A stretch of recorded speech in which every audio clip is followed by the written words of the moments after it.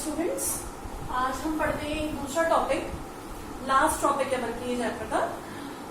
इसमें हम पढ़ेंगे कि गैसेस की सॉल्युबिलिटी लिक्विड में किस फैक्टर्स पे डिपेंड करती है। Solubility of gas in liquid ये किन फैक्टर्स पे डिपेंड करती है, ठीक है, ये पढ़ेंगे। देखिए, एक फैक्टर तो हो गया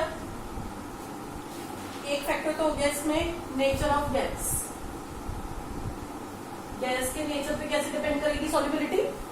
इस तरीके से डिपेंड करेगी कि जिन gases which have stronger bonding, जिन गैसेस में स्ट्रॉन्गर बॉन्डिंग होगी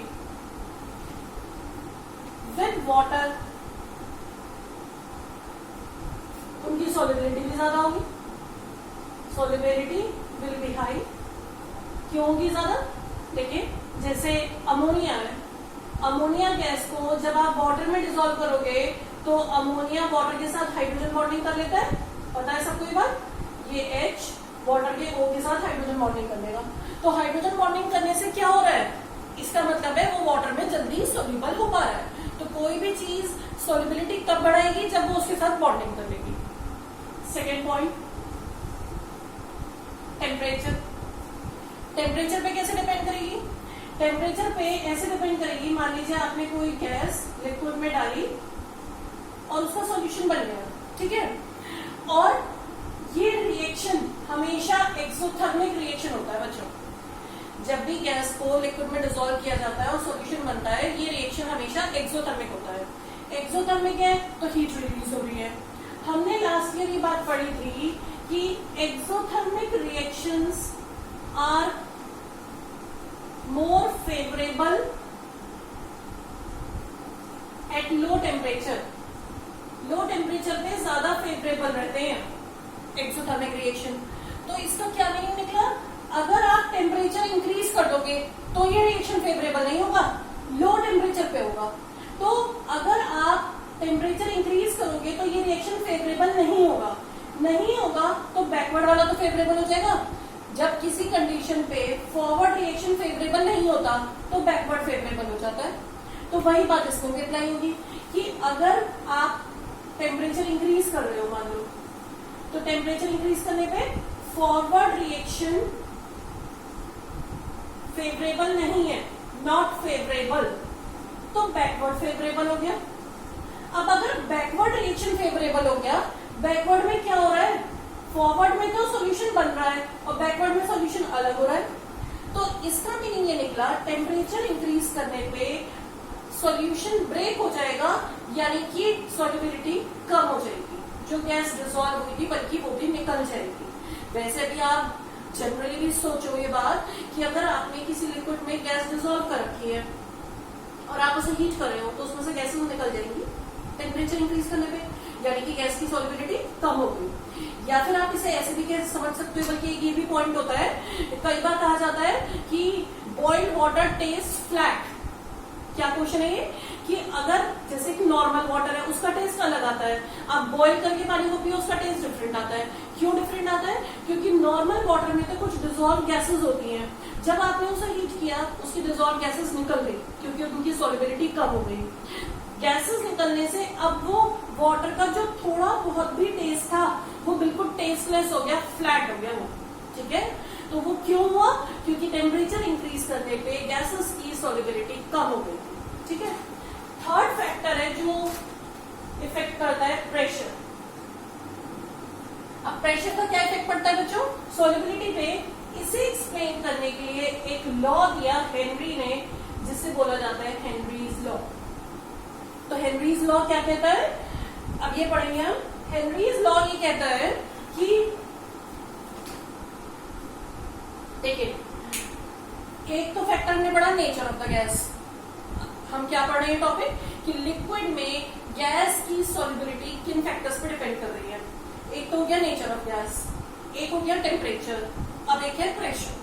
प्रेशर पे कैसे डिपेंड कर रही है कि जितनी सॉल्युबिलिटी लिक्विड की गैस में होगी, दिस इज डायरेक्टली प्रोपोर्शनल, मतलब एक लिक्विड में कितना गैस डिसॉल्व है मान लो, उस गैस का कितना मास डिसॉल्व है is directly proportional to the pressure applied on the gas. Is directly proportional to the pressure applied. आप ये भी कह सकते हो, जैसे आप ये देखो एक एग्जांपल, कोल्ड ड्रिंक की बॉटल्स होती हैं, कोल्ड ड्रिंक की बॉटल्स में क्या होता है, उन्हें सील किया जाता है हाई प्रेशर पे।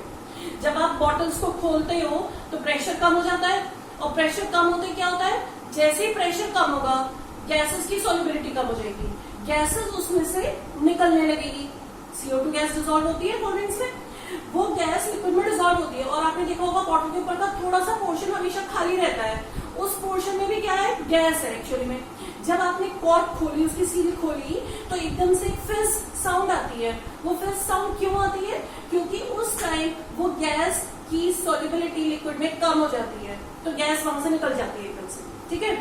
तो मीनिंग ये निकला कि और कितनी ज्यादा गैस डिसॉल्व है उतना ही कोल्ड ड्रिंक का टेस्ट बेटर होता जाता है। आपने देखा होगा, कई बार ये चीज ऑब्जर्व की होगी कि कुछ बॉटल्स में जैसे जो 2 लीटर वाली बॉटल आती है उसमें ज्यादा गैस नहीं होती जितनी एक छोटी बॉटल में होती है। आपने ये चीज ऑब्जर्व करी होगी। ऐसा क्यों है, जो वो 2 लीटर वाली बॉटल है उसमें लिक्विड तो ज्यादा है और गैस की क्वांटिटी कम डिसॉल्व की गई है, क्योंकि उसे उतने ज्यादा प्रेशर पे सील नहीं किया गया जितना एक छोटी बॉटल को सील किया गया।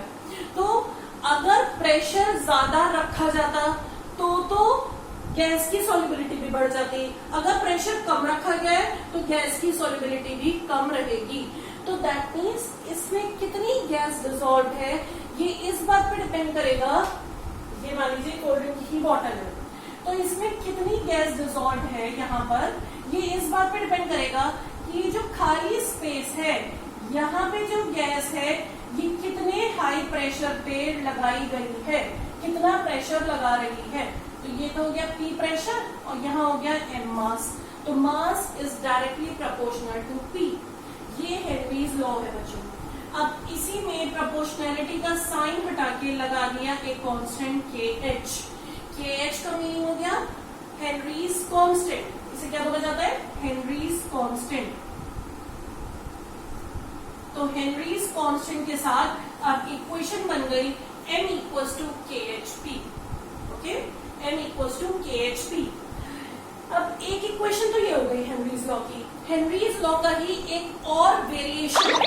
क्या वेरिएशन है वो, हेनरीज लॉ का एक और वेरिएशन है। ओके, तो एक इक्वेशन तो ये आ गई M इक्वल्स टू KH पाई।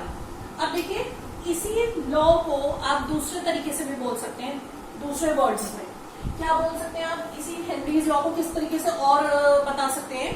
आप ये भी कह सकते हैं कि pressure of the gas over a solution in which it is dissolved, in which the gas is dissolved, is directly proportional to the mole fraction of the gas. इसका क्या meaning है, इसका ये मीनिंग है कि यहाँ पर कितना प्रेशर है गैस का, ये इस बात पे डिपेंड कर रहा है कि इस लिक्विड के अंदर जो गैस डिसॉल्व है उसका मोल फ्रैक्शन कितना है। अभी हम क्या कह रहे थे, ये मास इस प्रेशर पे डिपेंड कर रहा है। अब हम कह रहे हैं ये प्रेशर जो गैस डिसॉल्व है उसके मोल फ्रैक्शन पे डिपेंड कर रहा है। Pressure depends directly on the mole fraction of the gas in the solution. तो अब ये वाली इक्वेशन आ गई, यहाँ पे आप कांस्टेंट लगाओगे तो और फिर से एक इक्वेशन बन गई P equals to KH time.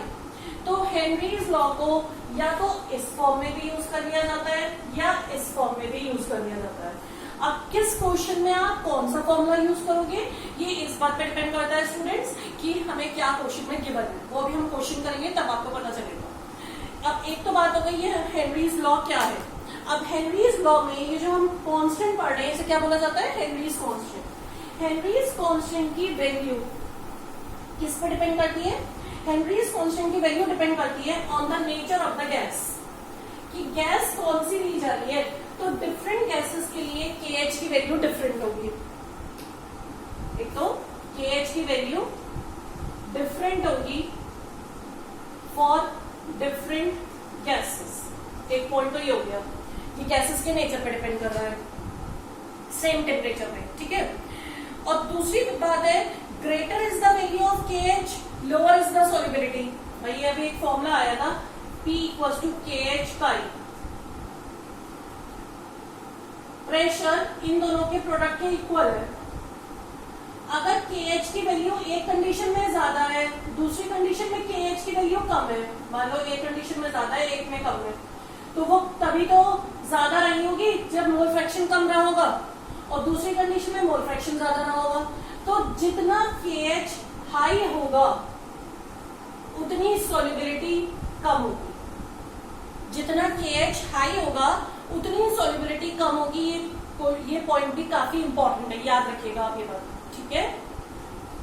अब देखिए, अब आती है बात, ये हेनरीज लॉ जो है इसकी कुछ लिमिटेशंस भी हैं कि किन कंडीशंस पे अप्लाई किया जा सकता है। एक तो ये कंडीशन है, it is applicable only at low pressure and high temperature. Low pressure और हाई टेम्परेचर कौन सी कंडीशन है बच्चों ने लास्ट ईयर भी पढ़ी है, लो प्रेशर और हाई टेम्परेचर, इस पे एप्लीकेबल है हेनरीज लॉ। ये आइडियल गैस की इक्वेशन है, अगर आपको याद हो, आइडियल गैस की कंडीशन है। सॉरी, हमने लास्ट ईयर पढ़ा था आइडियल गैस। आइडियल गैसेस कौन सी होती हैं? जो आइडियली बिहेव करती हैं, सारे गैस लॉज ओबे करती हैं, वो इन कंडीशंस पे करती हैं। तो हेनरीज लॉ भी इसी पे एप्लीकेबल है, ठीक है। एक तो ये बात। दूसरी कंडीशन ये, it is not applicable to the gas which either associate or dissociate. कुछ गैसेस ऐसी होती हैं जिनको जब लिक्विड में डाला जाता है तो या तो वो डिसोसिएट हो जाती हैं या फिर वो एसोसिएट हो जाती हैं। तो ऐसी गैसेस पे हेनरीज लॉ एप्लीकेबल नहीं है, ठीक है। तो ये हो गई इसकी लिमिटेशन। अब आती है बात application of Henry's law, Henry's law के एप्लीकेशंस। इससे रिलेटेड, एप्लीकेशन से रिलेटेड कुछ रीजनिंग क्वेश्चंस आ जाते हैं कई बार। हेनरीज लॉ में से रीजनिंग क्वेश्चन भी आ जाते हैं। मैंने आप लोगों को कुछ थ्योरेटिकल क्वेश्चंस भी दिए हैं, सेंड किए हैं, जिनके आंसर्स आप लिखने की कोशिश करिएगा। फिर आप उनके आंसर में करेक्ट आंसर्स भेजूंगी, आप उन्हें क्रॉस चेक कर सकते हैं, ठीक है। अब हेनरीज लॉ के क्या एप्लीकेशंस हैं? इन एप्लीकेशन में से रीजनिंग क्वेश्चन आता है। रीजनिंग क्वेश्चन क्या? एक रीजनिंग तो वही है कोल्ड ड्रिंक की बॉटल की, जो मैंने अभी आपको बात बताई। कोल्ड ड्रिंक की बॉटल में जितना हाई प्रेशर पे उसे सील किया जाएगा उतनी ज्यादा गैस उस कोल्ड ड्रिंक में होगी। जिस कोल्ड ड्रिंक में कम गैस है, यानी कि उसे कम प्रेशर पे सील किया गया था, जिसमें ज्यादा गैस है उसे ज्यादा प्रेशर पे सील किया गया था, ठीक है। दूसरी बात, दूसरा पॉइंट है, एक होते हैं डीप सी डाइवर्स, इन्हें स्कूबा डाइवर्स भी बोला जाता है। स्कूबा डाइवर्स ये क्या होते हैं? जो बहुत अंदर सी में जाकर डाइविंग करते हैं। बच्चों, ये जो डीप सी डाइवर्स होते हैं, आप लोगों ने देखा होगा कई बार टीवी वगैरह पे, कि ये आर्टिफिशियल रेस्पिरेशन लेते हुए जाते हैं। वहां पर आर्टिफिशियल सिलेंडर्स होते हैं इनके पास। एक तो ये जो आर्टिफिशियल रेस्पिरेशन लेते हैं, उन सिलेंडर्स में क्या गैस फिल्ड होती है? उसमें हीलियम भी होता है, प्लस नाइट्रोजन होता है, और थोड़ा सा ऑक्सीजन, मतलब ऑक्सीजन ज्यादा है, सॉरी, इनका एक मिक्सचर लेकर जाते हैं ये उन सिलेंडर्स में, ठीक है। अब ये जो डीप सी डाइवर्स होते हैं, इनके साथ ज्यादातर एक मेडिकल प्रॉब्लम आती है जिसे बोला जाता है बेंड्स। इनके साथ एक डिसीज है ये बेंड्स। बेंड्स क्या होता है? ज्यादातर बेंड्स से सफर करते हैं। बेंड्स क्या होता है वो बता रही हूं मैं आपको। जैसे मैंने आपसे कहा, डीप सी डाइवर बहुत सी में अंदर तक जाकर डाइविंग करते हैं। जितना आप अंदर तक जाओगे सी के अंदर तक, उतना प्रेशर क्या होगा? एटमॉस्फेरिक प्रेशर इंक्रीज होता जा रहा है। और प्रेशर पे सॉल्युबिलिटी कैसे डिपेंड कर रही है? डायरेक्टली। सॉल्युबिलिटी गैस की प्रेशर पे कैसे डिपेंड कर रही है? डायरेक्टली। तो जितना आप अंदर सी के डाइव करोगे, वहां पर गैसेस वाटर में बहुत ज्यादा सॉल्युबल मिलेंगी, क्योंकि सॉल्युबिलिटी उनकी बढ़ गई है। ऊपर के वाटर में कम सॉल्युबिलिटी है, नीचे के वाटर में ज्यादा है। तो जब एक डाइवर नीचे तक जाता है तो उसके बॉडी के अंदर जो डिजॉल्व गैसेस हैं वो पहुंचने लगती हैं ज्यादा, डिजॉल्व गैसेस, और उनमें भी ऑक्सीजन के साथ साथ नाइट्रोजन भी पहुंच जाती है, क्योंकि नाइट्रोजन की सॉल्युबिलिटी बहुत ज्यादा है, ठीक है। अब क्या होगा? जब वो डाइवर सरफेस पे आएगा वाटर के, तो वाटर के सरफेस पे आके मैंने आपको क्या कहा, सॉल्युबिलिटी कम है, अंदर ज्यादा है। एक बार तो अंदर नाइट्रोजन बहुत ज्यादा पहुंच गई, ऊपर आते ही नाइट्रोजन फिर से निकल गई बाहर क्योंकि सॉल्युबिलिटी कम हो गई। तो जब नाइट्रोजन बॉडी में से निकलने लगती है तो कुछ बबल्स बनने लगते हैं बॉडी के अंदर, और उनकी वजह से बहुत पेन होता है, और इसी प्रॉब्लम को बोला जाता है बेड्स। क्या होता है, पहले तो जब उसने अंदर डाइव किया तो उसकी बॉडी में नाइट्रोजन की सॉल्युबिलिटी बढ़ गई, जब वो सरफेस पे आया नाइट्रोजन की सॉल्युबिलिटी कम हो गई और नाइट्रोजन बाहर निकलने लगी बबल्स के साथ। तो उन बबल्स के निकलने की वजह से बॉडी में से बहुत पेनफुल होता है ये, और इसे बोला जाता है बेड्स। ठीक है, इस कंडीशन को अवॉइड करने के लिए ही तो आर्टिफिशियल रेस्पिरेशन यूज किया जाता है बच्चों। ठीक है, पर तब भी ये बेड्स की प्रॉब्लम आ जाती है डाइवर्स। Okay, understood.